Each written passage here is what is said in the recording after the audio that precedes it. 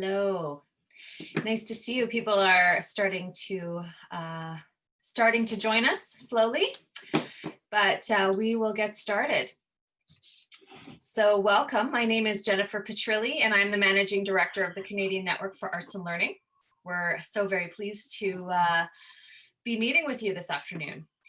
And to get things started, I'm going to send it over to the chair of the board, Larry O'Farrell, who's going to do some introductions. Thank you very much. Thank you, Jennifer. And I want to say welcome to everybody and thank you for joining us. And I also want to thank, very important, thank the Canada Council for the Arts and the Azrieli Foundation who are supporting us as we do some of this work. So very warm thanks to them. And welcome to you. A little introduction. So you've met Jennifer, our Managing Director, and Caitlin is somewhere in, Caitlin's right there in the middle of my screen. Caitlin Bois is our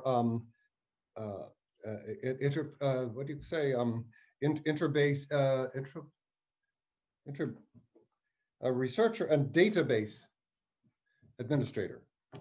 And so she's the one who makes everything electronic happen for us. So and she'll be talking to you a bit later about some of the work she's been doing. So just to give a little background on these sessions, we did these digital roundtables. We did several, two series of them in the spring. One we did shortly after we were all shut down, and the other one we did as things were opening up. And I think we naively thought maybe this was going to be the ending of it, but it wasn't. And here we all still are. So we found out in the first round of these sessions that people were confused and stunned and feeling very uncomfortable. Later, when we questioned folks, we found they were a little bit more comfortable. Particularly, they'd begun to work in the digital realm, and that was helping some and giving some problems. So now we're working through this. We see the vaccines on the horizon.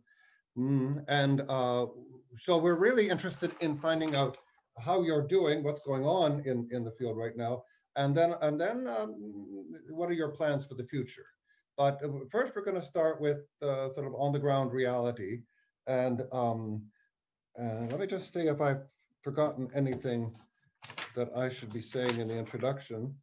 No, just that we're 8 months into it, and we really invite you to share with us what's happening with you and your perspective.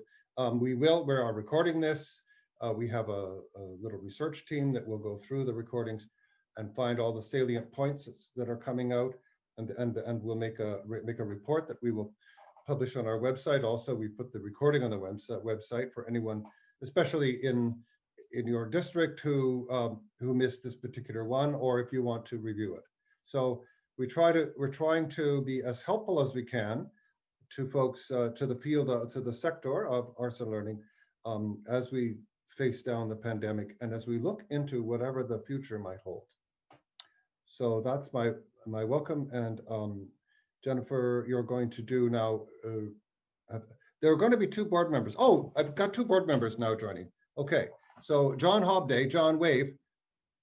John is the vice chair of the board of the Canadian Network for Arts and Learning. And Tim, I see you, Tim. Tim Borlase is a board member of the Canadian Network for Arts and Learning. And I haven't missed anybody else, I don't think. If I do, we'll correct it. So thank you, folks, for all joining. And Jennifer is going to lead us through just some introductions to make sure we know who each other are and what's going on. Thanks very much, Larry. Yes.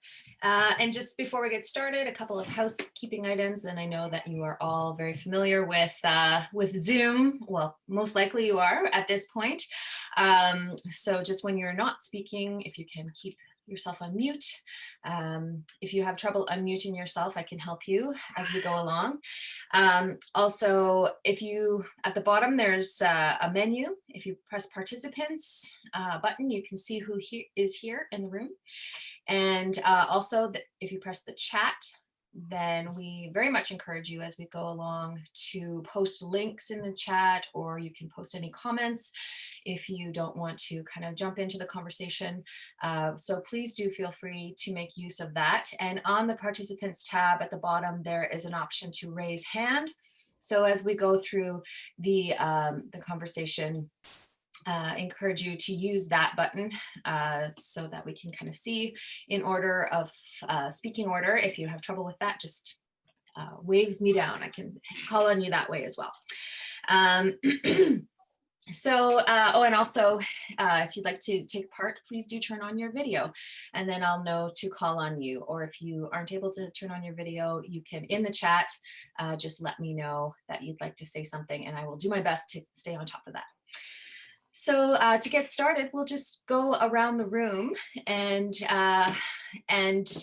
if you could say a little bit, say your name, the organization that you're working with, if that's applicable, or what you do if you're an artist educator, and just a little bit about the measures that you're taking currently or that you have been taking recently online, the work that you're doing right now online, and what you've been doing throughout the pandemic, kind of your current situation. So we will get started, and again, with the people who have their video enabled. So we'll start with Don Matheson. Hi folks, Don Matheson with the New Brunswick Youth Orchestra. I'm the Chief Operating Officer. The New Brunswick Youth Orchestra has a provincial youth orchestra comprised of 70 to 90 auditioned members. We've been around since 1965. Our provincial youth orchestra is kind of operating in sectional bubbles this year when we can rehearse. At the moment, due to orange phase of recovery, we're not really able to travel too much, so we can't bring all of our groups together. They continue to receive online coaching and mentoring from our faculty. We do have 5 live stream events planned. The first one we did on YouTube and Facebook with thousands of viewers. It was staged on Halloween, the 31st of October. We have upcoming events similarly planned for December through April. The largest part of our operations is our 9 current Systema New Brunswick centers, where we do free orchestral after-school programming for, in a typical year, between 11 and 1,200 students. This year, we're probably running in total numbers more like 600 to 700. We serve children who are often left behind and wouldn't have other options. So with the school closures or with the COVID restrictions, our partner school districts are unable to guarantee us any transportation this year. So that's why our numbers are diminished. We operate in school facilities in all 9 of the communities where we serve. We have 2 regional youth orchestras, one in St. John and one in Moncton. The Moncton one has 90 members, the one in St. John, 60 members. We have roughly 60 teaching artists, professional musicians who are our faculty. And when we're not able to teach in school, in our facilities, our teaching artists have learned very much and very thoroughly throughout the pandemic to do online ensemble and individual lessons. That's probably enough for me. Great, thank you, Don. Christy.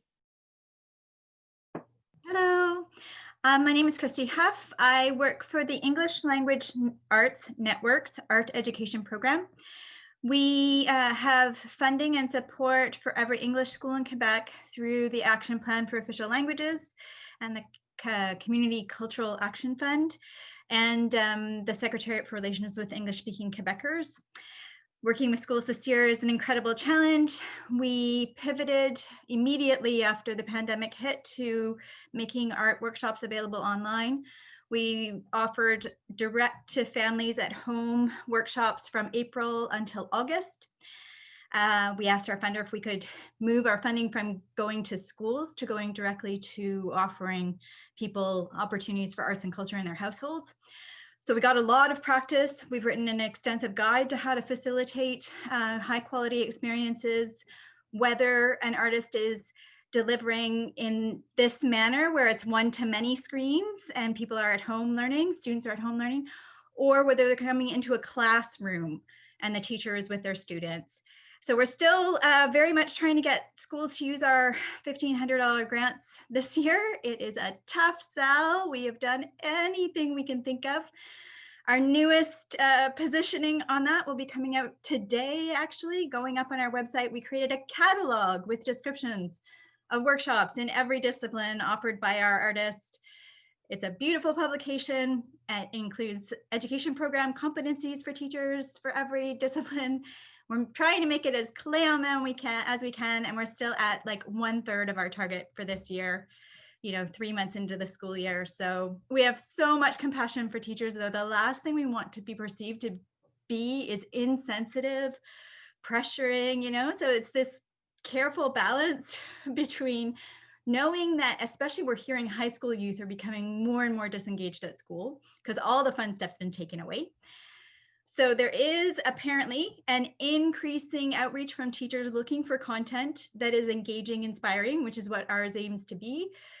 But, they are also just dealing with living in a pandemic in their classrooms. And it's really, really, really hard work this year to get schools on board. So that's who we are. You can ask me questions in chat. Thanks very much, Christy.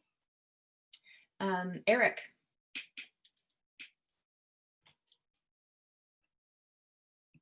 Oh, you're on mute there, Eric. I will try to, there we go. Yeah.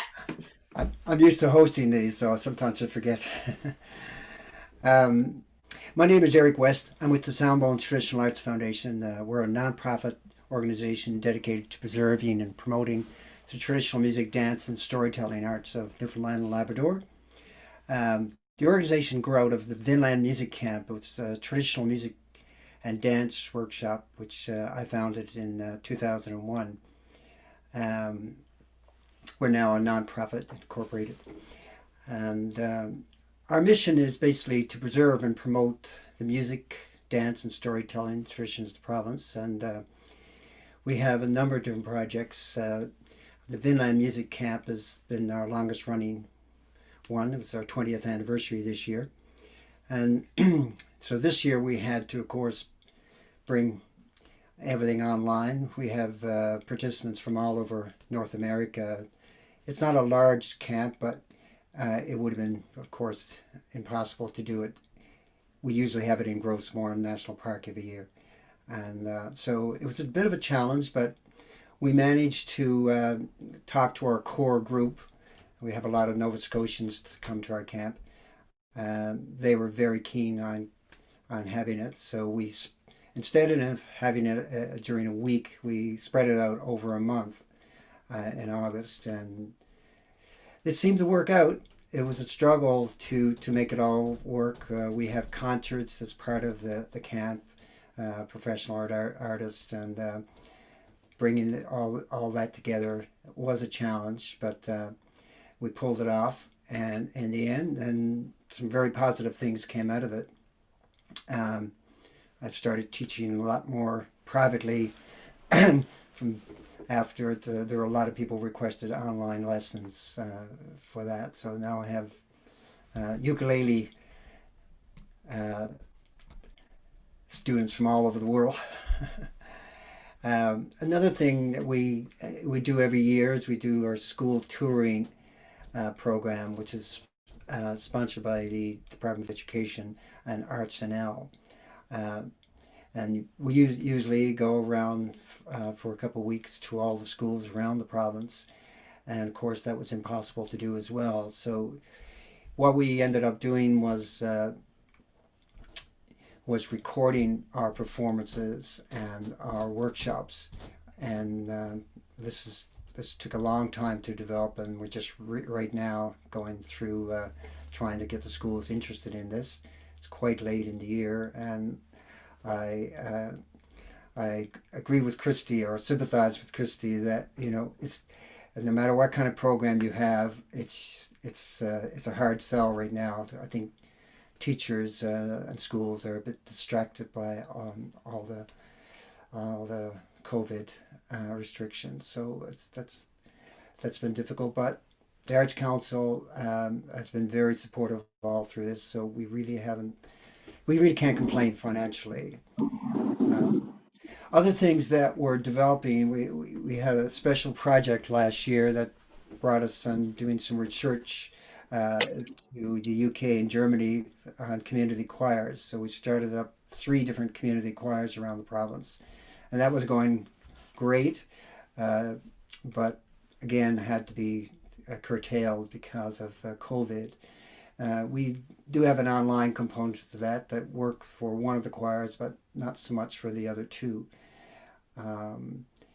We have other events that we also had a concert series that we do every year based in central Newfoundland in Musgrave Harbour, and we ended up doing that online as well, and we sort of took our inspiration from the Tiny Desk concerts, the NPR Tiny Desk concerts. Then we shortened them and ended up doing all those concerts online as well. So those are the main projects that we're doing. We're also have other projects that we're developing for the new year. We've had to curtail a bit of our program, but overall, it's been a learning experience for everybody. Personally, I've had to learn a lot of new skills, including working with Final Cut Pro and developing virtual choirs and getting used to Zoom, of course. There's a whole raft of new skills that comes with this, but as some positive things have grown out of it as well. But we're optimistic for the new year, and I'm looking forward to what everyone else has to say about this. Thank you. Great, thank you. Thank you very much, Eric. Jane Simpson. Hey everybody, I'm Jane Simpson. I'm the Executive and Artistic Director of ACTS, which is the Arts and Culture Centre of Sussex in New Brunswick. It's been a bit of a challenge where we have a fairly small staff. We have myself, we've got a fund development and business officer, and a full-time ceramics coordinator, which he just started this summer. So it's been a bit of a challenge to pivot online. We depended quite heavily on volunteer engagement to do things like help us run the gallery and man the desk and all of that. So we've had to kind of, while some of our events have decreased, the number of events have decreased, the staff workload has increased dramatically because it falls on us to manage it. So that's been a bit of a challenge. We've been lucky in the sense that we've received some grants, like from the Canada Emergency Support Digital Programming Fund. So it's one of those cases where we caught the car, right? You're the dog after the car, and then you catch the car, and then what happens? So then you've got to make that programming happen. So I was also lucky to get a wage subsidy from Working NB to hire a marketing and communications person for a few months. So fortunately, she has a lot of digital experience, and so she's helping us with, we're moving our exhibitions online. So we also got a grant to purchase virtual exhibition software. So we're trying to mix my metaphors, take the elephant one bite at a time and not overwhelm ourselves, and yet still engage with our community. So that means we are doing in-person ceramics classes, but they're with very limited enrollment, fully masked, physically distanced, and the instructor has cameras set up so that he is not actually in close proximity with someone, but we're projecting to a TV. We're looking now for online workshop providers, which is actually, we're discovering a very specialized skill set that not everyone has. So there's that to consider as well when you're looking at digital programming. I guess the only other thing I would say is that I would have to kind of reiterate that that's been our biggest challenge, is helping volunteers and community members stay engaged in really new ways, but we're doing our best with things like we had a takeout book signing the other day where we had one person selling the books at one window and the other person signing the books at another.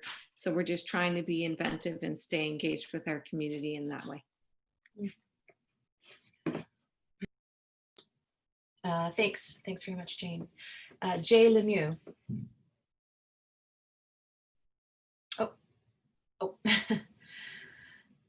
Hi, I'm sorry, I'm alone with my baby, so I'm just trying to not neglect her and running back and forth here, but I'm listening to everything.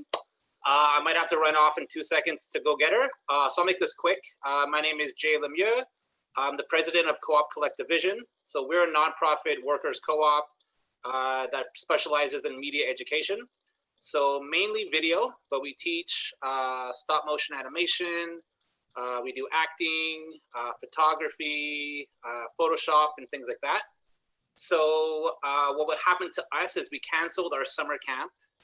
We went online, we did a virtual camp online. It was fairly good. It provided a little bit of income, but basically not a lot of overhead, not a lot of money that could go into funding our programs. So right now we're kind of being bled dry with all of our expenses. So we're somewhat in hibernation mode. What we're doing now is mostly just doing online courses through our website. They're not doing as well as I would hope. It seems that a lot of people are teaching video classes online. In a way, it's great because we could be more global. We could go all over the place, but in a way, we have more competition. And a lot of people are offering it for free. So that's what I'm doing this month, is I'm offering our courses for free, which we basically sold out. And I'm hoping that I'm going to entice people to register in January for a price. And I guess besides that, like I said, we're just trying to minimize our expenses right now because we're not really making any money. And we have things like insurance to pay for. And our members are all basically, no one's really making money right now. So that's in a nutshell what's happening with us. Right. Okay. Thank you, Jay. JBR, is that John Robertson? Yes, that's me. I attended this session last week when it was for Alberta. And unfortunately, I got in about halfway through, so I didn't really understand what was happening and missed the introductions at the start. So I remained anonymous for the rest of the session. However, I decided I would join in again today. I actually wear about 3 hats. I'm involved with the Calgary Folk Club, which is not the Calgary Folk Festival.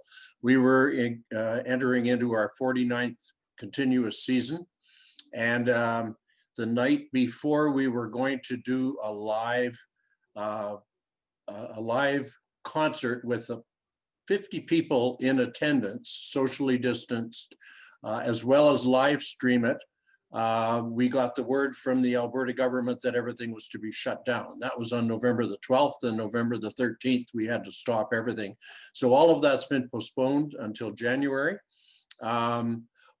I can talk later on a bit about what we were doing there and how we were doing it. My second hat is that my wife Barbara is a piano teacher, and she has about 30 students. Probably 90% of which she has been teaching on Zoom. It's been a real learning experience for both of us. And so we can chit chat about that if you'd like. She's actually on a Zoom call down in the basement right now with one of her students. And then the other hat that I wear is I'm involved with St. Thomas United Church, and we're doing virtual concerts, et cetera, and on live broadcasting of canned services. So that's where I come from. And thank you for letting me a part of this again, even though I messed up the first time. No problem. Thank you. Thank you, John. And next, our board member, John Hobday. Did you want to say something, John? This series of roundtables has been obviously enormously beneficial to us.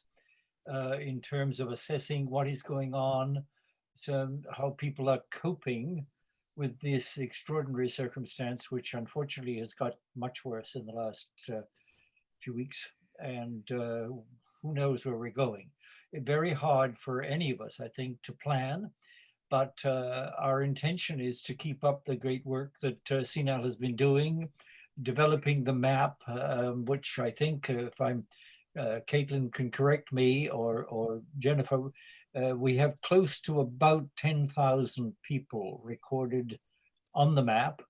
And this is our network. These are the people across the country who share our interest and concern in advancing the cause of the arts and education, and learning for learning about the arts for people of all ages. So this has been, yes, we've had some difficulties and setbacks, but we keep moving forward relentlessly. And I'm very glad that we're able to undertake these roundtables, which do bring us into contact in a way that would have been impossible if we had held these physically in various cities across the country, and would have been probably unaffordable. So there is a bright side to Zoom, although sometimes we all suffer a bit from Zoom fatigue. But it's wonderful to, I see people nodding. Yeah, it's an extraordinary time for us to be living through. And I just wish you, all the encouragement that I can give to see this through, and to keep connecting with the people who care deeply about what you're doing and your offerings. It's we're hearing some remarkable things. Thank you. Thank you, John. Thank you. Next, Luciano.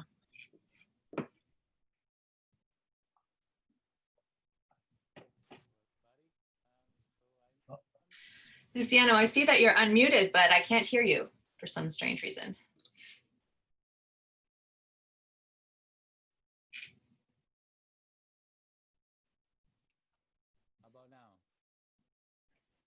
Yes, no? I think I heard you for a tiny little bit. In a previous session, we had a musician with many mics all over the studio. That's who was, right. Who was talking to us through the piano. So I don't know if you're talking to us through your piano or not. It could be. How's that now? That's much better. That's Yeah. better. Okay, yeah, Yeah. it could be. It's because all the stuff is hooked onto the computer, and then I have to make sure there's no crossing over. Yeah, so I work mostly as an art educator, prior to the pandemic. And I basically do workshops with kids in schools and daycares and summer camps, etc. I'm like the extra, the icing on the cake or whatever. I come in and out, and I go jump from class to class, from school to school, etc. So basically, I would be the super spreader right now if I was at work. And the experience I provide is really, I bring a whole whack load of instruments, a whole bunch of drums, and and other stuff, and it's like, it's that kind of an experience. It's loud, and it's it's interactive, and the kids touch everything, and they play and they bang. And so over the summer, I tried a couple of sessions, as like this on Zoom or Meet or whatever, and it was okay, but I was like, it's like it took the soul out of the work, and now it's just this plastic being, whatever it is. So for me, it lost the purpose basically, and it's there. No schools are biting our workshops. I have a very, very small business, and I in very high demanding times, I hire about 3 or 4 artists, like part-time, to kind of supply for me if I'm too busy. But usually over the winters, it's pretty quiet anyways. And I also work through Mask, which is an organization in Ottawa. I don't know if anybody knows, but they are they are also transitioning all the artists to have programming online. It's a lengthy process because they have to check everybody's got the system and everybody's got the space and this and that, and very complicated. And I think the schools are just not biting. Like, nobody wants to do anything. Everybody's just frozen. So really, there's just zero going on for me right now. I had about 2 workshops in the summer, and that's about it. And so basically, I'm turning in, and I'm taking the opportunity to record. I'm very thankful that our government is providing, people that in my situation with some funds to survive. And so I'm turning in, and I'm starting to record an album, and I have to do other things, and I keep. I have a couple of online lessons here and there, but really not enough to do anything. So that's about it. Thank you. Okay, thank you. Thank you. And I'm not sure the name. It's New Brunswick College of Craft and Design. Hi there. My name is Trudy Gallagher, and I am from the New Brunswick College of Craft and Design. We are very unique in Canada because I would say about 85 to 90% of our programming is hands-on. So building, making, watching your supervisor make, or your teacher building it, supervise, and then making it. So when COVID hit, we were forced online. And that meant that some of our programs were not able to actually finish up because not everybody had jewelry torches at home or kilns or pottery wheels at home. We did the very best we could. We are very fortunate that so far, touch wood, we are open. With all of Canada Health regulations, we have dividers between students, dividers in front of the teachers. We are not doing any, unfortunately, we're not doing any night classes. We're not doing any workshops. We're not having any guest artists come in. We have reduced from 350 students to about 260 students. So we've got plenty of space between kilns, between jeweler stations, between the knitting machines, that kind of thing. I am in charge of a small program that is not indicative of what we teach here, but it's meant as a bit of a mental health. It's called Take and Make. So I prepare packages. This week it was about using a potato to make your own gift wrapping with brown paper. I know not quite up to our normal level of craft and design, but it's just meant to be fun and take your mind off, and you don't have to work for marks. You're just having a bit of fun. So that has been very successful some weeks. Maybe not as successful this week with the growing number and the growing anxiety about being out and about in the province due to being back into an orange zone. And we are operating at an orange zone inside of our college. I am finding that I'm getting a tremendous amount of requests from international students, but I'm going to say, nobody report me, but I'm a little suspicious of the intention. I think some of them are looking at a map to see where the least COVID is, and that they would like to come to our college because we appear to still be open. We have less COVID than many other places, because I'm also getting a lot of questions like, well, can I bring my family? Can I bring my relatives? This kind of thing. So we're answering all questions, giving everybody the same chance to apply to our college. But of course, we're also hindered very much by the fact that the Canadian government and immigration says that we're open, and that so long as you're a designated learning institution, that you can accept international students, and you have to give them all this documentation. But quite truthfully, we're hearing a lot of horror stories that people being turned away at the border, even though they have all their paperwork and everything. So this fall, we have not received a single new incoming international student. And we have advised our international students that are already at the college that perhaps they shouldn't go home for Christmas this year, not only because of the possibility of COVID when traveling, but we are not 100% sure that they will for sure get back in Canada and get back into New Brunswick. So that, in a nutshell, is where we're at the moment. Still opening, still operating, but it feels a little tighter almost every day the last couple of weeks. Interesting. Thank you. Phoenix. Hello, everyone. I'm Phoenix, so know me as Sun. I participated in a few of these roundtables because I'm involved in a research that spans across Canada and the U.S. regarding arts education and the needs of learners online. There's something about this particular conversation, however, that just kind of touches at my heart a little bit as I'm listening to folks' stories. And, you know, this is, I think, part of the reason why the research that I'm involved in, I started thinking about a few years ago. But as the pandemics hit and so many of us are being forced to go online and realizing how big that gap really is right now.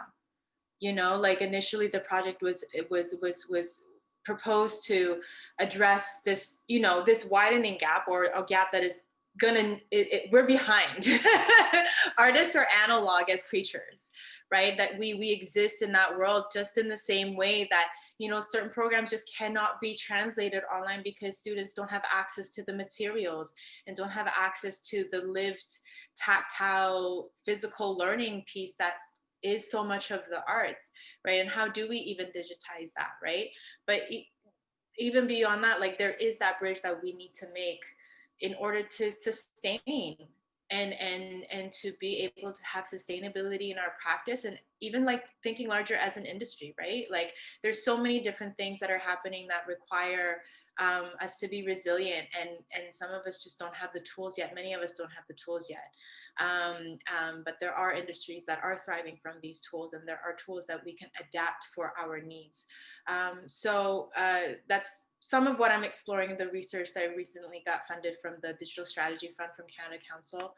And I have partnerships across Canada and developing partnerships across the US to do this research project to look at what does it require to attract and retain the engagement of artists in digital learning environments.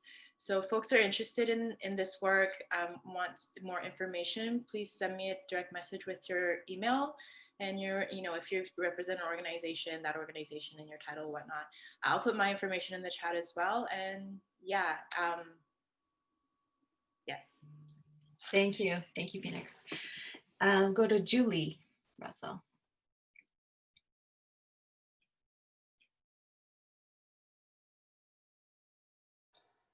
Hi there.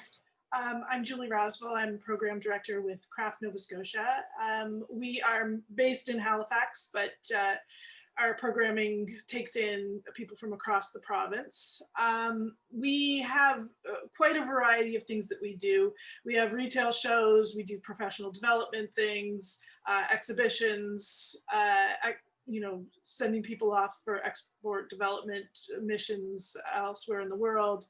But we also administer the Center for Craft Nova Scotia, where we have 7 studios and classes. We were able to mostly complete in the spring, but before things really shut down in March. So we did lose a few sessions. I don't think we technically canceled anything entirely. So people were able to make up their classes once things opened up again a little bit. We have reduced the number of people in studios. Everybody's masked, of course.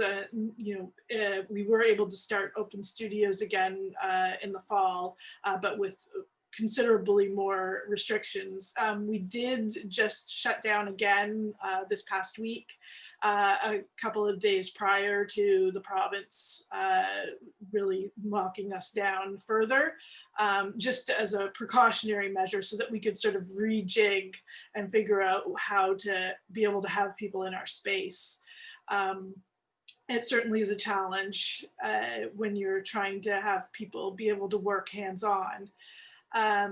As far as programming generally, it felt like we had 5 months of just trying to figure out what to do, 5 or 6 months. And then we spent, you know, say the middle of July to the middle of October, just trying to cram as much activity into our world as humanly possible, which was very difficult on our staff because we did end up losing 2 of our longtime staff members who were effectively laid off, retiring a year early, which left 3 of us in our office, 2 of whom are 80% and 1 full-time, and then 3 people at our Center for Craft. So we're working on a shoestring at the best of times, and now we're basically, I think people think when you're working from home a lot that all of a sudden you have more time, but this has been literally like, for the first 6 months, we were working at 150% since from the summer until just a couple of weeks ago. I just did not stop. I absolutely didn't. We planned so much. We ended up having to cancel a couple of major events this past couple of weeks, which is just, I feel like I've been hit in the chest so many times at this point. It's exhausting. It's truly exhausting. I know that everybody across the country is feeling the same thing. The only reason why we're still operating at this point is because of our dedicated staff who are passionate about this, and because of the federal wage subsidy. Those are the only 2 reasons why we can still be operating and working on behalf of craftspeople. If it weren't for that, we'd be done at this point. We still have not gotten any significant assistance from the province.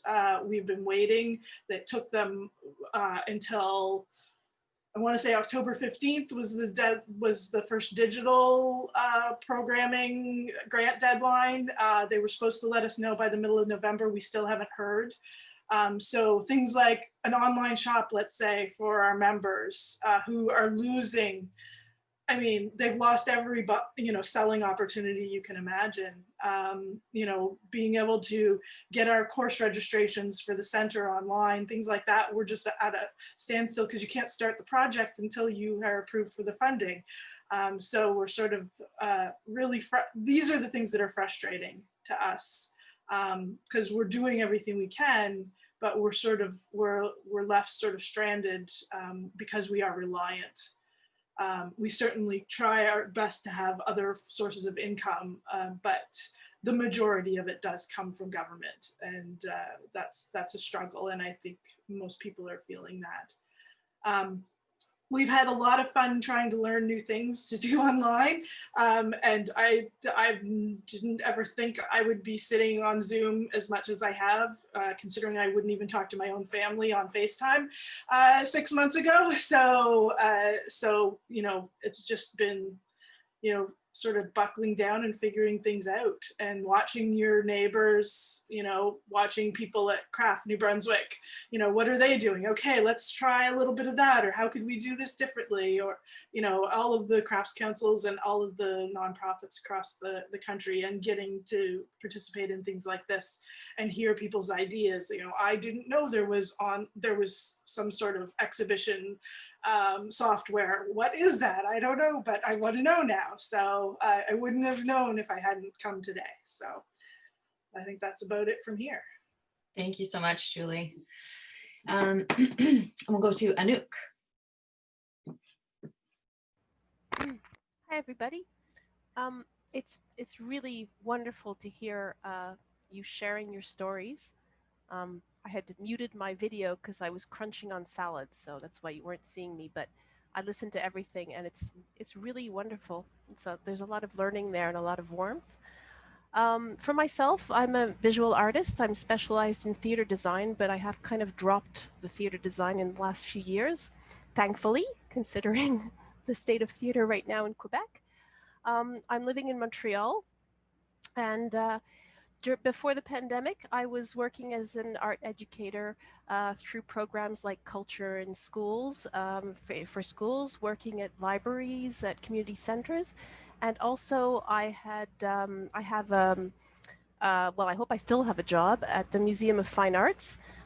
We have our status there is a quirky, weird one, which we don't like at all. We're apparently temporary employees, which doesn't make sense, but that's what they call us. So basically we're on call. The way it would function is we'd have our schedules a month in advance. Then, we knew we were working for that month. And generally the museum has been wonderful, and there's been so much work that I was working all year. So all of that just stopped there in March. And we were laid off. We're still on hold. I mean, we're supposed to come back in when they can use us, but so far there's a group of 30 artist educators there at the museum. They've called back the 7 most senior ones to start online workshops with schools, and I don't think the museum has got much call yet for that, but I suppose that will happen. So that part of my life's on hold. And then I realized that, I might as well, start looking for stuff myself. In Quebec, I think we're lucky in that there has been really active support funding from the government at all levels. And one of the things that I've been finding is at the Montreal level, we've had a lot of wonderful proposals to submit ideas of artist residencies and workshops that have been coming in, and they're very exciting. However, they would kind of mean a whole new phase for me. As much as, I'm registered with Culture in Schools, it's a relatively easy procedure to propose to suggest a workshop and then work in that school for that day or whatever. Whereas when you're, getting funding for artist residencies, it's a whole different procedure. There, I feel really new at it, and I'm not sure how to approach it, but this is my learning curve right now. So I'm going into that part. So what's been really exciting actually is, despite lack of work, is that I've been nurturing my artist practice, which I hadn't really done so much. I'd been working so much in schools or at the museum or whatever that, somewhere along the line, I'd lost a bit of the creation, my work, what I do. So as a visual artist, sculpture, drawing, and also as a writer, that came back after 20 years or something, which is really exciting. So that's, in a sense, there's some really nourishing part to what I do right now, although I'm still expecting work only for next year.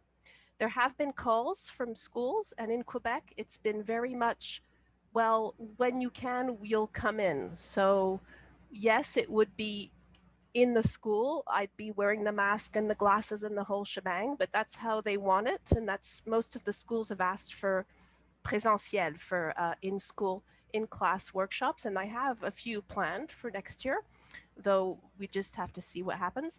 And then with libraries, it's all been online stuff. And I'm actually doing my first online workshop in a few days. So it's very exciting. And that will be a new one for me. I do feel comfortable online, funnily. I've tested it, been with friends, showed them a workshop, told them the story, showed them how to do the things. And bizarrely enough, although yes, I agree with a few of us who said that we're not digitally inclined, I actually feel more comfortable than I ever thought I would. So that's pretty cool too. Thank you for listening. And I look forward to hearing the next parts. Great, thank you, Anouk. And we'll go to Tim, and Tim did add some things in the chat there. Thanks for that. But if you wanted to do some introduction. Hi, everyone. I'm really glad to hear how you're making out.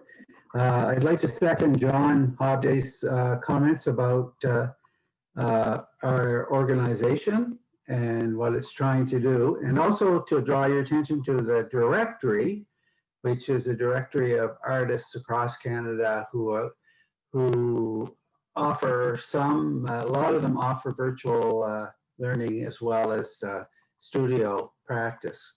And I've been using that directory myself. I'm in the Yukon right now, but I live in New Brunswick, but I organize the Labrador Creative Arts Festival, which is in Labrador, obviously, and it's 45 years old. It's, I think, one of the oldest children's festivals in Canada.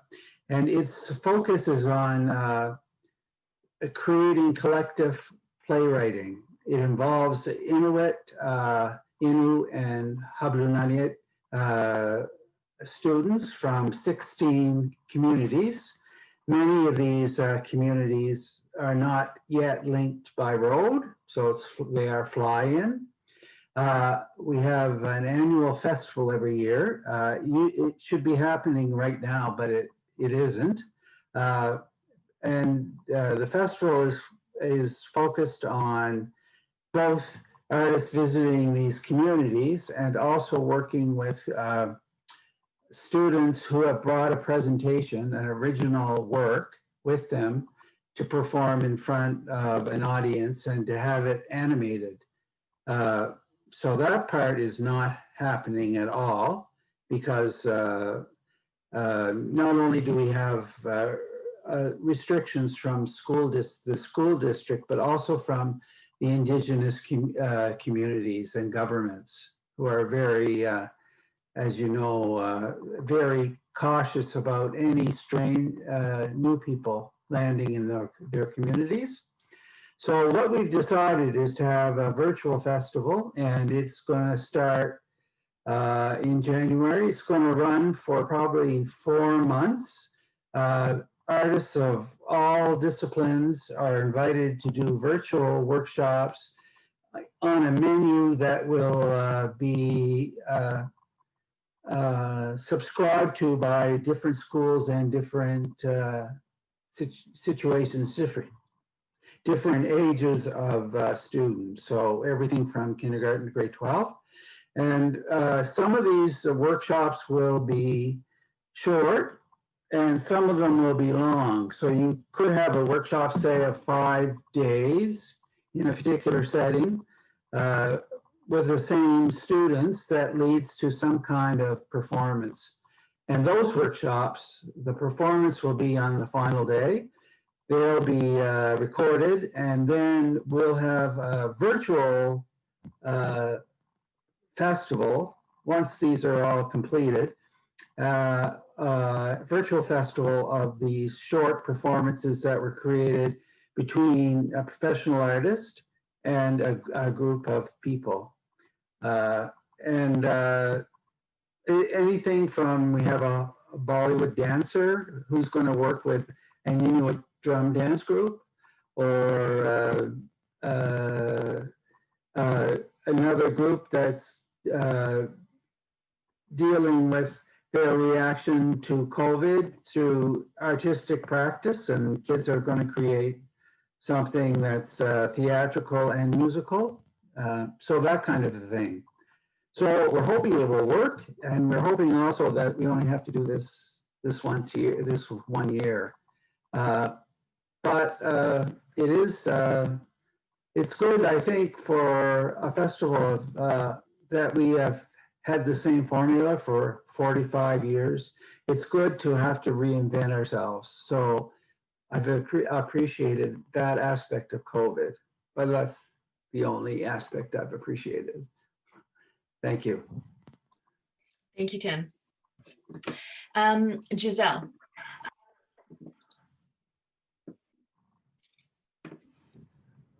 Hi, everybody. Hope you're hanging in there. So I'm here to, my name is Giselle Paquette. I'm here to represent CODE, the Association of Dance and Drama Educators in Ontario. And I am an educator. I work in a high school. I'm in the high school right now, actually, being released to do this event. I teach visual arts, dance, French, arts and French. So I'm a practicing artist as well. So I'm concerned, well, I see all your concerns about what's going on in your own respective fields, the challenges that we're all facing regarding our COVID situation.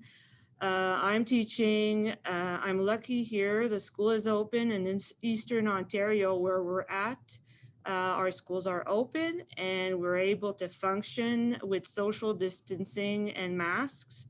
But of course, there's measures in place for our safety. I'm teaching online as well as virtually. I'm teaching virtually and face-to-face with students. I have about 26 students right now in my classroom in visual arts. So the challenges, of course, what I see that I'm concerned about is the privatization of the arts in the schools. And I think CODE as well is concerned that art education right now is not the art educators. I was trained as an art educator, I'm not a teacher artist. I'm an art educator, which is kind of a different thing.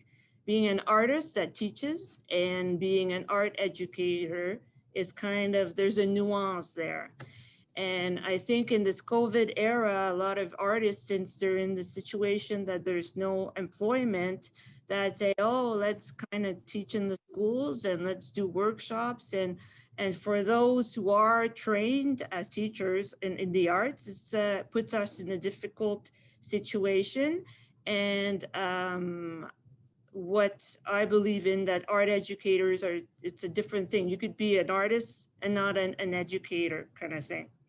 So that's why I'm here. I want to know what you think about that, what's going on. I know that I run a dance program here with 4 sections of dance after school.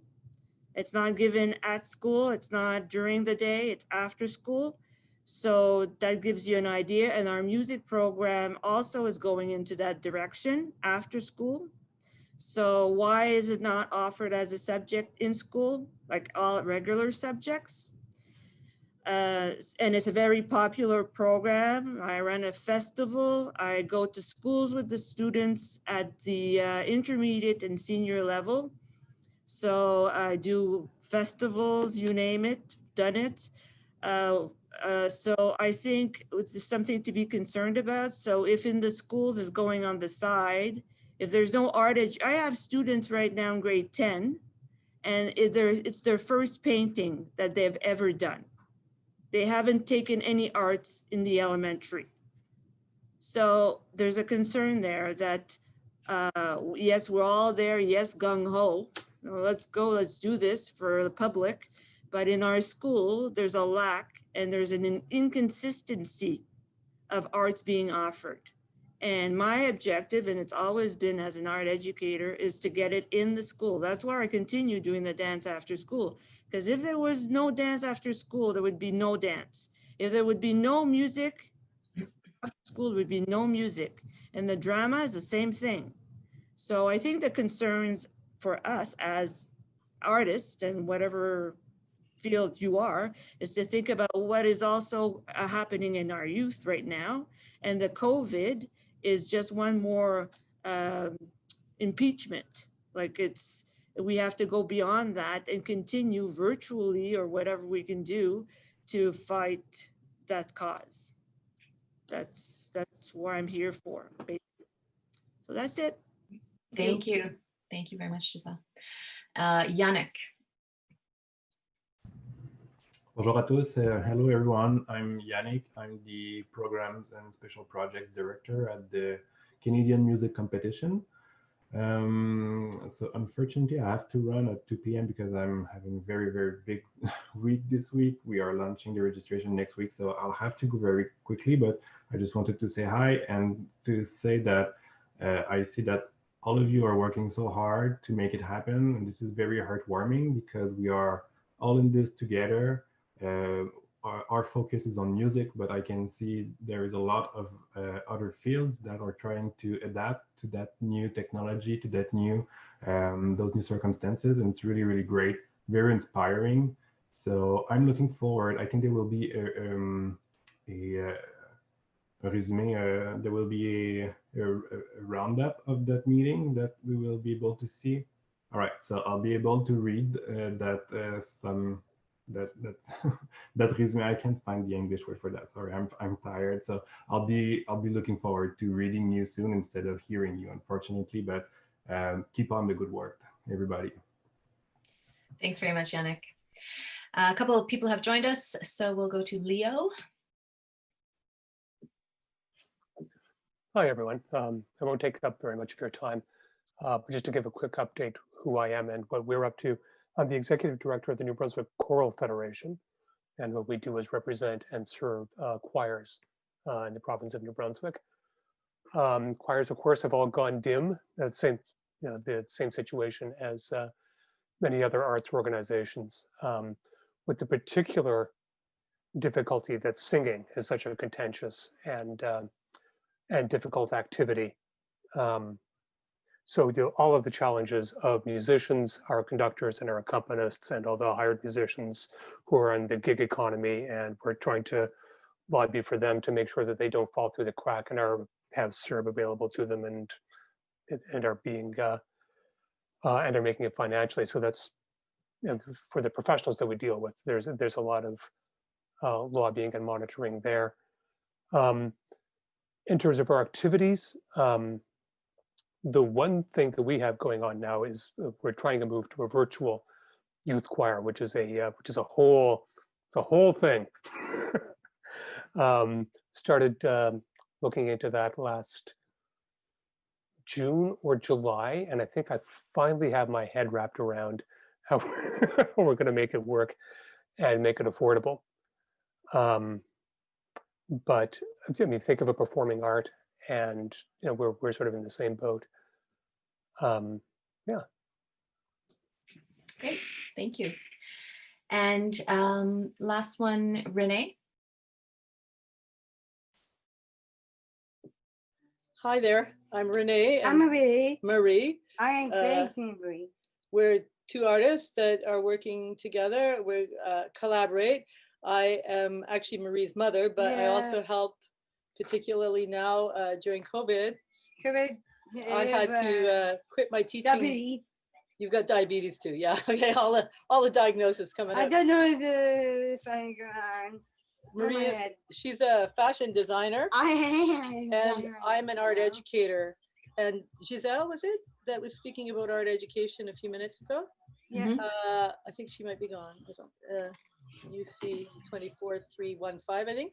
Anyway, I'm here as an art educator. I had to quit my work at the art college, and I also teach IB art, and am also a practicing artist, as well as helping to facilitate Marie's work in her fashion design. And COVID has been incredibly challenging to balance everything, but like you and Anouk Luton, I found it, you know, kind of a bit of a relief in a way too, because I could do a bit more of my own practice. So, but it is a mixed bag, and I'm just going to turn that music down for a second, just for a second, Marie. I think the biggest challenge that I'm having is dealing with all of these areas and doing things remotely now. I've been asked to teach anatomy. I teach anatomy and figure drawing at the art college, but the challenge will be how to teach that to the degree and to the level that I was able to teach it with my third year students at NASCAD. So going into that, that's going to be starting in January. The problem is that the small amount of pay that I will get for teaching that course will cancel out my very small amount of unemployment insurance that I got from teaching. So but I feel compelled that I want to teach it. But also if I don't, I may lose my, my standing at the art college to be able to teach when COVID is over, to teach my anatomy course. So there's a few things like that I'm juggling. Marie, of course, she just got a grant to do, to teach and learn more about fashion design, which is great. So in that respect, she's benefiting by being able to have a chance to work with some of the instructors from the art college that are teaching remotely. I am medical mom. So anyway, that's it, I guess. Good, thank you. Great, thanks very much. Thank you. Thank you everyone for the great introductions, and learned so much in that start of the session here. I'll turn it over to Larry to continue. Okay, thank you very much. Wow, there's a lot to digest there. A lot of different situations, and yet a kind of common thread running through. I want to draw just a number of you have been using the chat function, and I want to draw your attention to that in case you have been missing anything. If so, one of the questions I have is, are you using any interesting technology to reach students or the public in any way? And because time is limited and we want to hear as much from you as possible, could you put the names of any? And I noticed that the one that was mentioned, a gallery program, it did go in in the chat session, the link to it. And Caitlin is watching all of this carefully. She takes all of the suggested platforms or programs and puts them. We have a resource section she's going to be talking about shortly. So please include those things, even if there are redundancies. It helps us to know, oh, this one is very popular and so on. Now, I'm going to pose a theoretical question or a hypothetical question that I think concerns us all, because everyone is saying that we're working towards a future, but we don't know what the future is exactly. So I'm asking you to bring out those old crystal balls that may still be working, I don't know, and take a look in them. And I would like to ask for your, what do you think? What can you imagine the future will be like? So in arts and learning. So will we be maintaining this kind of emphasis on digital technology? Are we all going to drop it the second that we all get inoculated with one of these wonderful vaccines and pretend all of this never happened? Yeah, where do you see the sector going? That's a big question. And while I have your attention, I want to say, give my excuses if I disappear after about half an hour, because I have to take part in a digital doctoral defense in New Zealand.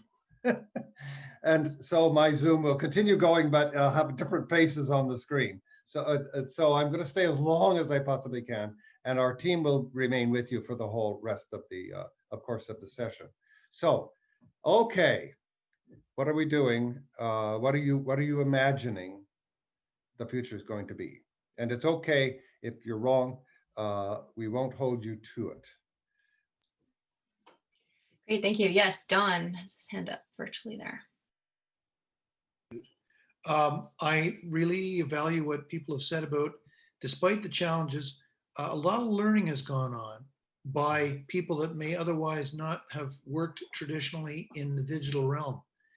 Our teaching artists, numbering roughly 60, produced over 3,500 hours of real-time online content between April and June of last year to finish off the school year. For most of them, you know, they might have been challenged to spell Zoom at the beginning, but many of them proved to be masterful in terms of their online content and delivery. I think Anouk also talked about how she's comfortable in that realm, and it's partly a personality thing. As far as whether things are going to stay the same or change, you know, as an organization, we stage over 200 public performances a year. Our average audience size is probably between 400 and 500. We've seen 90,000 patrons across the province of New Brunswick consistently for the past 2 years. So to say that COVID is devastating is an understatement. However, as we've learned to do live stream events and reach way beyond our borders, why wouldn't we continue to do that when life returns to what we used to call normal? So we'll take what we've learned, I hope. We'll continue to use what we've learned within economic reason. You know, we're not spendthrifts, but we'll take the things that we've learned. Our teaching artists, some of them will tell you that their kids learn, even though our free after-school orchestral music program known as Systema is all ensemble-based learning. Many of our teachers will tell you that they've made surprising progress online with some of the kids that function well in an online space. Not for everybody, and certainly not for all our teachers. Anyway, that's some commentary. Thanks very much, Don. Yes, and there's been a lot of good comments in the chat as well, responding to what you said there. And if somebody would like to talk, just again on the participants tab, you can raise your hand, or sure, Christy, I can just call on you too if you wave at me. I very much agree that retaining what's been learned that is helpful and gets to reaching broader global audiences long term, like there are some benefits. There are some students who do better online than in person. And I hope that that will be retained by our artist facilitators, whether that is in group, community, or individual art education work. For the recovery, though, that is to come, I think our artists are going to be critical in getting out into our schools and communities and facilitating community engaged, student involved art work that brings us back together in person. So I see next year actually being an incredibly important time to lobby for the value of art education, of artists, art role in that recovery. I think there's a great argument to be made that the kinds of projects that can be facilitated, be they murals inside or outdoors or making plays together, you know, there's just so many ways that we can help people to reconnect after this. Absolutely. Absolutely. Thank you. Anyone else want to say what they're planning to do in the future, or if they're going to keep any of this, these new measures that you've put into place over the last 9 months? Yes, Eric.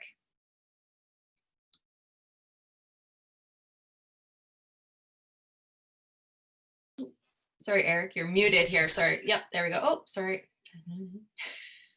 1 second here, Eric.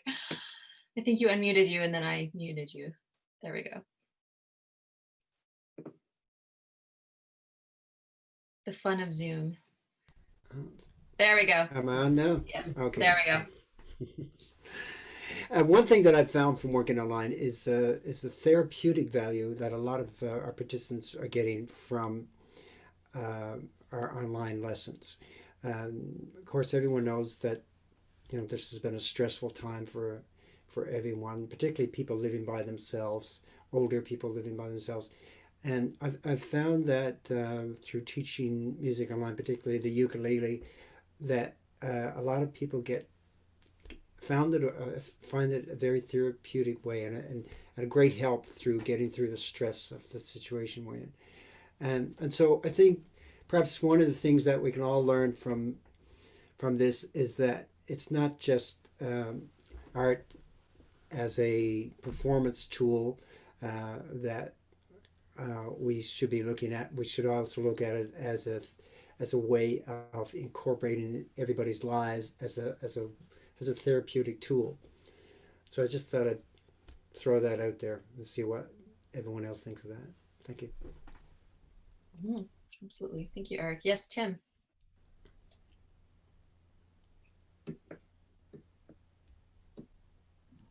I'm a person that attends a lot of arts activities, particularly performances and exhibitions. I'm finding that Zoom fatigue has made me, even though I sign up to attend things online, I'm often opting out. Like I maybe watch them for 15, 20 minutes because I'm not present. I feel like I can slip away or get a sense of what the program is. And I'm just wondering if that is going to be in the future, if that's going to carry over in live performance once that starts up again, if people will tend to go for a while, opt in, or it concerns me that I have adopted a bad habit with regards to being an audience member. I wondered if other people are experiencing the same thing, if you're not taking in everything that you have an opportunity to, or you're going for a while and then leaving. Good point. Good thought. Yeah, I'll get to you, Leo, after Anouk.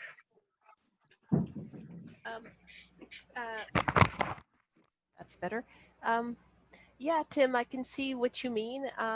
Maybe I've been consciously limiting the amount of things I go to virtually online because I'm worried about being a disinterested audience member. There's two things that I think I wanted to mention, the impacts of, the digital online stuff. One of them is my worry is to reach out to more vulnerable people who are isolated and don't have good online connections.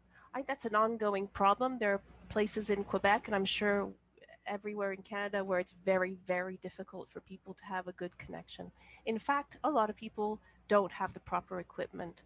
And that's who I'm worried about, because as an artist doing workshops, I would like to reach out to those people. And I don't know how to do it, and I don't know what the answers are. So that's a problem. I could give you an example. For example, past year I worked with Centre de Pédiatrie with Fondation Dr. Julien. They work with kids who are in precarious homes and dysfunctional families, and they would have them over to the center, and I would come and teach them art. And that, I've been sitting here wondering how these kids are doing. The other question I wanted to evoke is the problem of free access. I have a problem with that as an artist. Sorry, suddenly my French is coming in, the English is leaving, but a lot of artistic proposals are being made online that are relatively free or very cheap. And, I understand the context because nobody's making much money in the arts, and we do want to keep options open to consume art, but we can't keep going with free stuff all the time because you can't live as an artist. So blah blah blah. Yeah, absolutely. Thank you. Leo. No, I just wanted to. Hi, Tim. Nice to see you. I wanted to echo what both Tim and actually what Anouk had to say. On the one hand, I mean, like the online space provides us with a real opportunity to reach people that we wouldn't reach otherwise, and I'm finding that, and that's a good thing. But paying for it, monetizing it, is going to be very, very challenging for us in the programming that we put together. So I'm finding that in my organization, I am drawing very heavily on our operating funding, and that's not what our operating funding is for. And that's not where we would have assigned it ordinarily. And so the projects that we're doing just don't have a revenue stream associated with them. Like, they just don't. We don't have those kinds of numbers to get the YouTube clicks or to get the page views that put us at the tier that would make any programming that we have to offer sustainable. Just as an aside, we're having a good conversation about another topic now, but I did want to mention, I didn't bring this up earlier so as not to take up too much time, but I am finding, and it's really heartening in the communities that I'm in, my colleagues across the country and my colleagues sort of in the choir world and the music education world in New Brunswick, there is a practical collaboration happening among us that is really heartening to see. Like, I've been talking more with my colleagues in this pandemic period than I have in a decade, and we're sharing our resources with one another.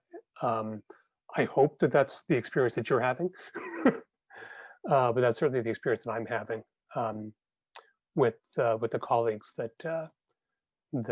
who are in my world. I'd be interested to know whether that's been your experience, whether you find you're finding a collaborative spirit in the colleagues that you have. Yes, Don. Just a couple of quick comments on that. Absolutely, collaborations, innovations, creativity, lateral thinking. To Anouk's concerns about reach, just so you know, the demographic we serve is we aim to serve people who can most benefit from free after-school orchestral music. We're not trying to substitute for public education. In fact, we encourage, and in fact, I think we feed public education music and broadly the arts. But there are collaborating partners.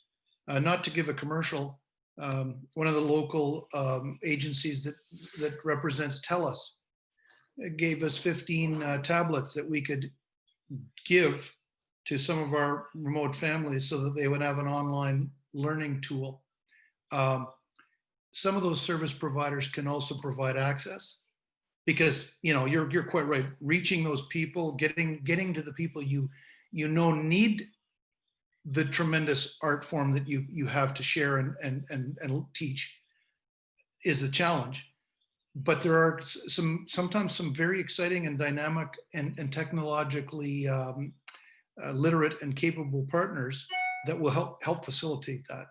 As far as the, I said we do a lot of performances. Well, even though we do 200 performances, only about half a dozen of the performances that we do in a year are ticketed for a price. Most of them are free.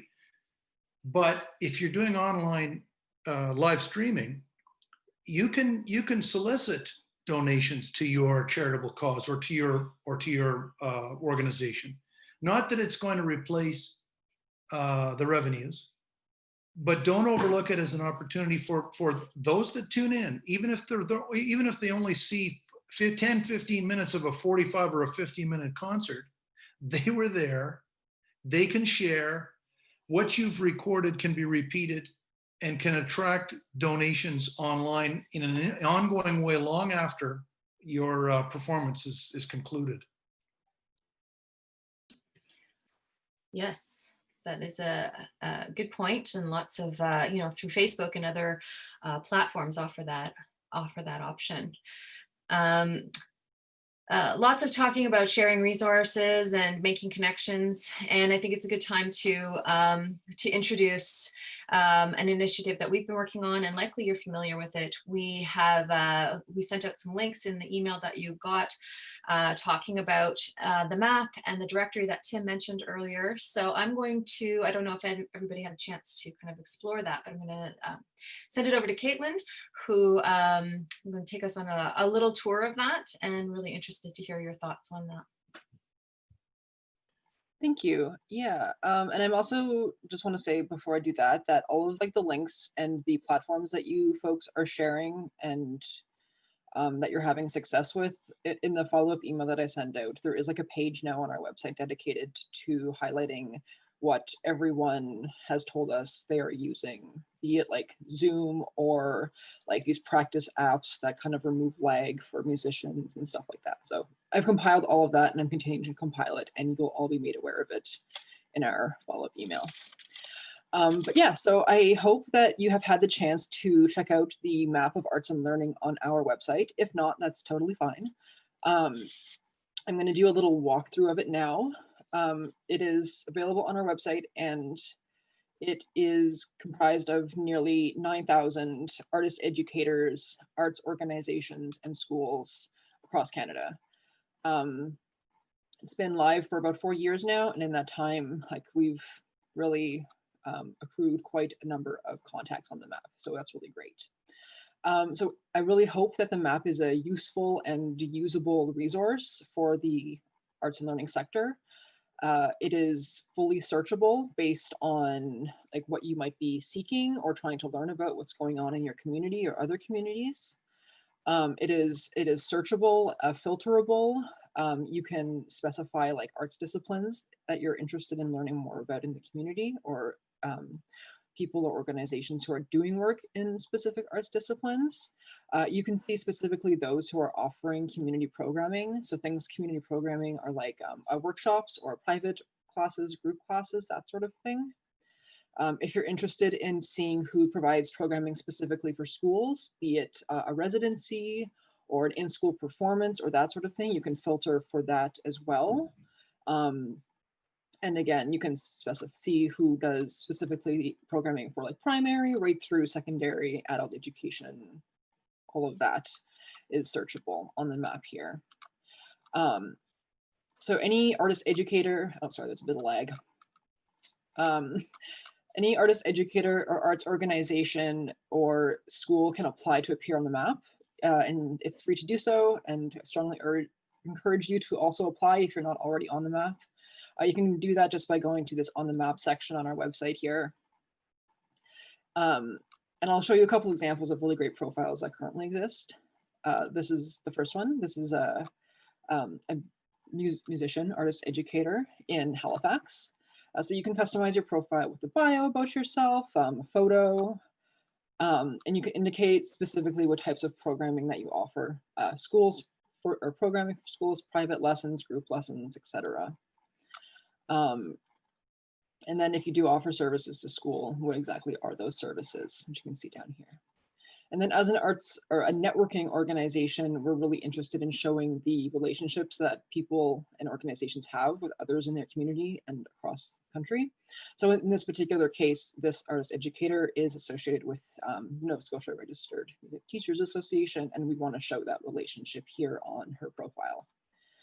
Additionally, since the kind of the pandemic made online learning and online arts education really important, we also now allow for folks and organizations to indicate on their profile whether or not they offer some kind of online programming. So here's another example of a great profile, very thorough.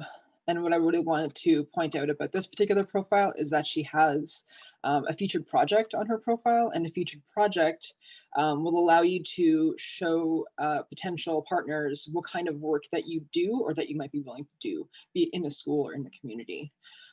So if it's like a workshop, you can highlight a workshop that you've done in the past. If it's a performance, you can highlight a performance that you've done in the community before. Next up, we have, this is an example of an organization. So it's the same kind of idea as an individual artist. Again, they offer online arts programming.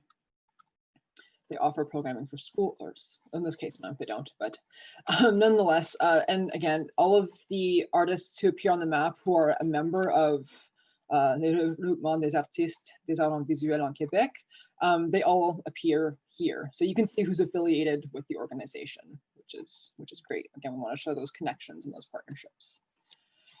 And same thing here. And finally, the last type of profile that can appear on the map is for a school. And what's really interesting about school profiles is that it really gives us a good snapshot of the types of arts programming that's happening in public and private schools across the country. So most of this information is self-reported from like a teacher or an administrator at the school. And it highlights the type of programming that they're actually offering their students. So in this case, they have performances from artists that come in, they do workshops, field trips, etc. They have dedicated arts classrooms. And yeah, and again, same idea with community partners. These are organizations in their community that the school has partnered with in the past. And last but certainly not least, again, with the pandemic really illustrating the importance of taking it online and opening up your artistic practice and instruction to everyone across Canada and the world, we created an online directory of arts instruction. So anyone who appears on the map who has indicated to us that they offer some type of online programming now appears in this directory, which you can see on our website. Yeah, it has obviously grown significantly since the beginning of the pandemic. When I first put it together, it was like maybe 2 pages of people, and now it's over 40 pages of people and organizations and schools. So, and it's fully searchable in the same way that the map is. The application to get on or into the directory is the very same as the map. Just go to get on the map here, and then you'll just indicate that you do indeed offer some kind of online programming, and you'll be in the directory. We obviously want to make sure that all of this is usable and accessible, and so we're always looking for feedback from people, which is what we're hoping to get from you folks now. But yeah, I'm going to stop sharing my screen and turn it over. Great, thank you very much, Caitlin. Yeah, as Caitlin said, we're very much interested in your thoughts on the map, also your thoughts on other things that we can provide. We have offered a webinar, and we're looking at continuing to develop the webinar series on a variety of topics, and so much of what we're talking about in these sessions is helping inform us on what is needed in the sector, and so that's helping us kind of plan for these webinars. But yeah, if anyone has any thoughts on the map, yes, Giselle.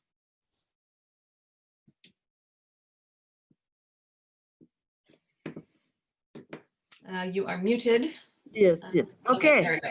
Yeah.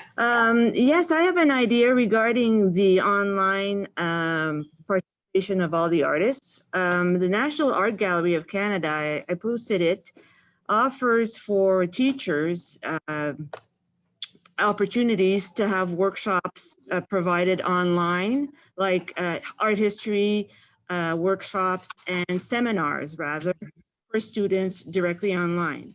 Now, if we could, if artists could have, if they're doing an event, and send it to schools, and so that the schools, the school boards participate in the event, because as I was listening to everybody, oh, we do this online and we do that online, and our students right now can't go anywhere. We're not allowed to take them out because of COVID, and it like have a digital kind of library or a link where schools could go and look, oh, this is being offered, this is good for, you know, this course or that course, or integrated in the lesson.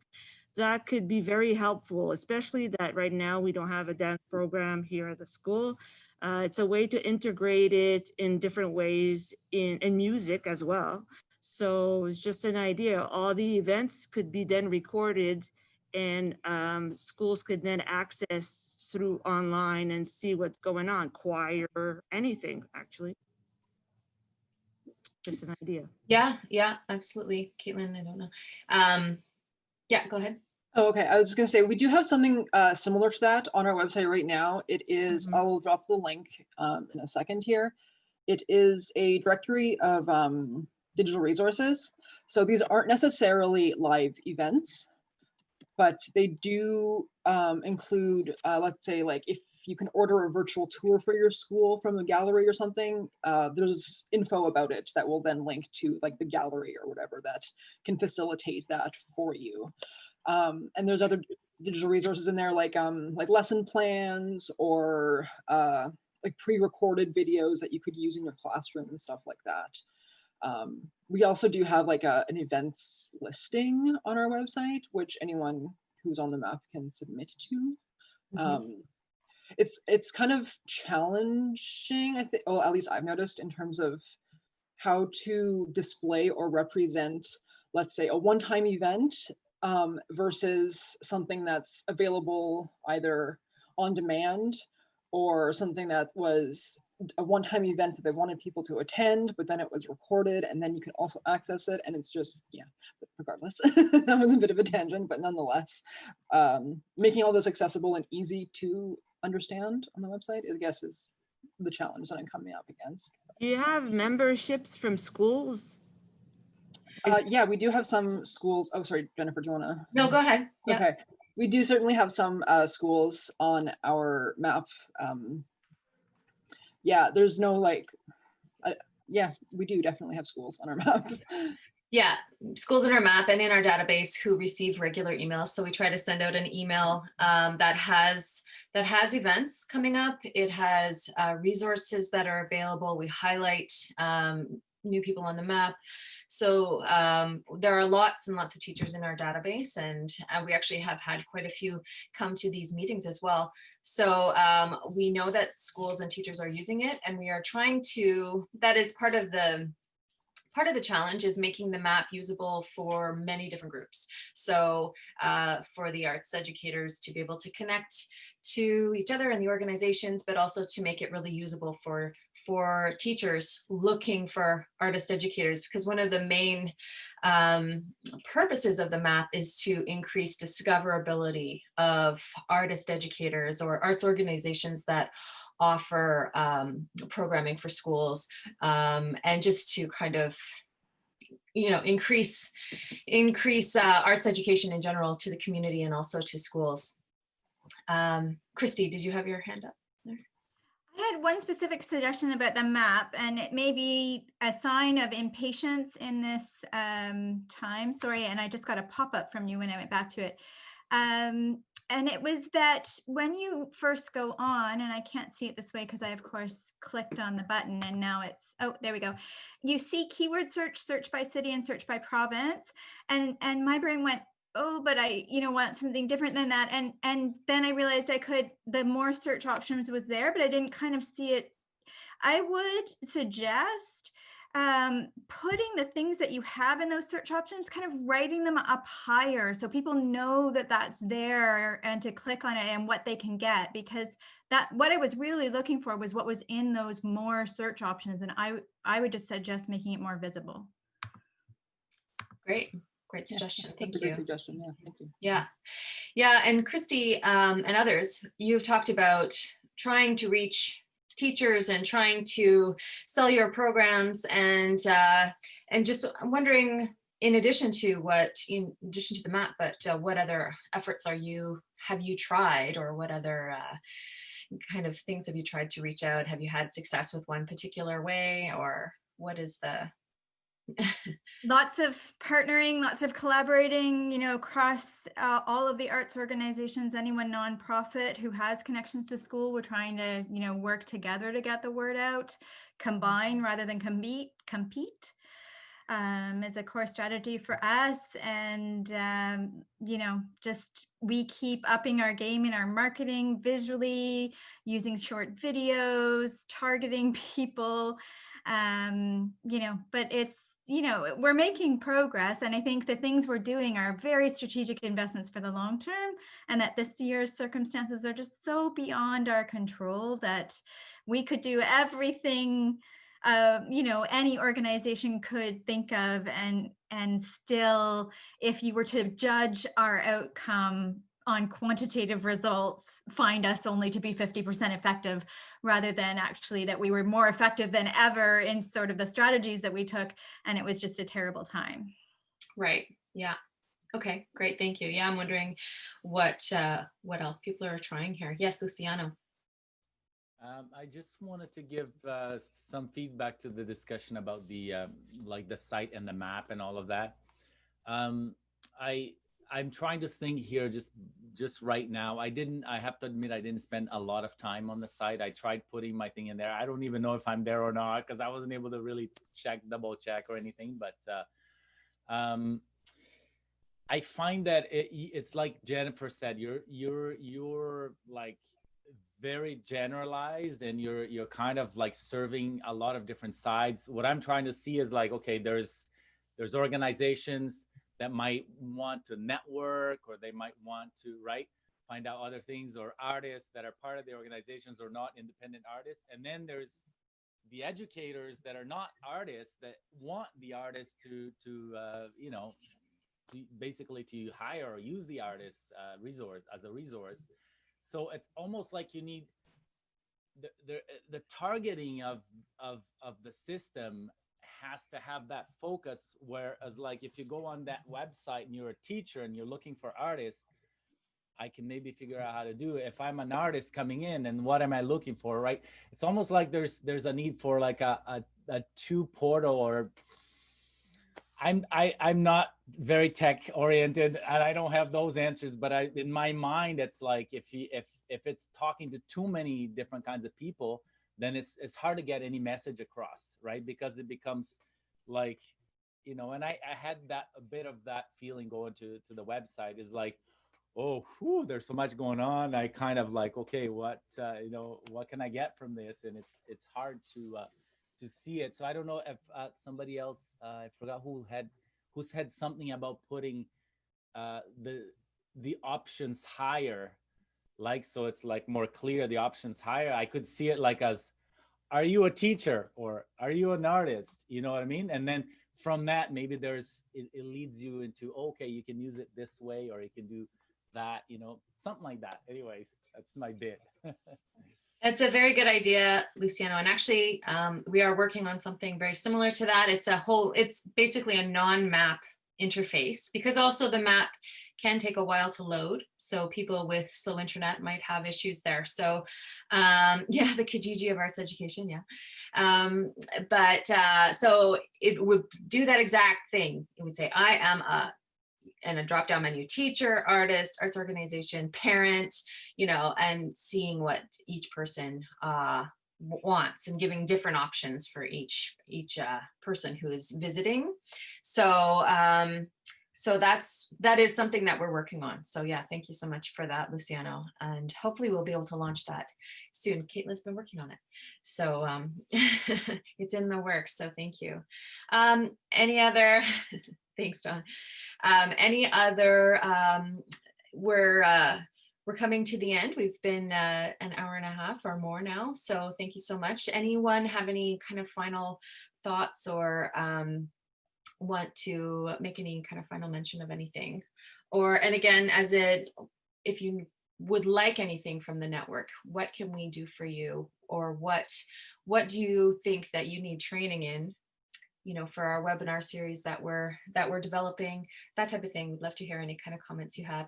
And we are following up, as Caitlin said, there will be an email going out likely tomorrow, which will have a survey, and you can also put more thoughts in that as well if anything comes up. But at this point, Larry did have to leave. But does anyone have any kind of final thoughts or anything? Oh, sorry, Don. Yes, go ahead. Just wanted to mention that in the end of August, beginning of September, we did a 2-day workshop with Dr. Wendy Stewart in mental health first aid,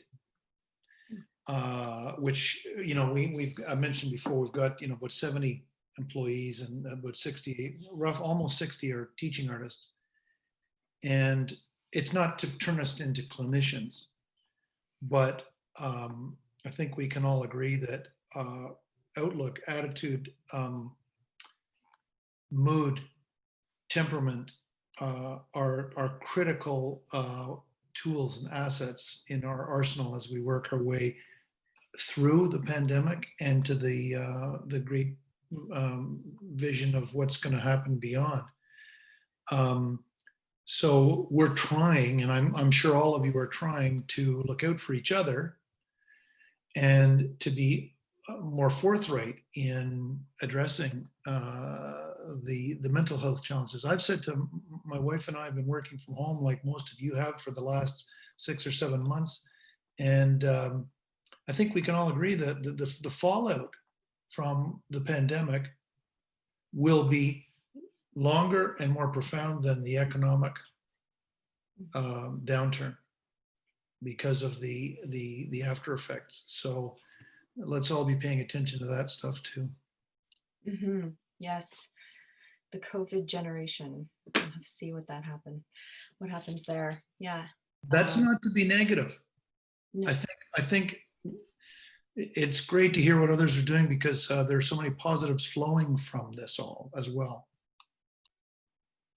Yeah, absolutely. And new possibilities of, as people have been saying here, reaching internationally or reaching across the country and new audiences or new students that you never would have had access to before. So thank you so much, everyone. It's been an incredible time hearing everyone's successes and challenges. And I really thank you so much for sharing and for being part of this great session. It will be posted on our website, and we will be following up as we mentioned. So thank you again. Have a wonderful rest of your day, and we hope to see you again at another session in the hopefully near future.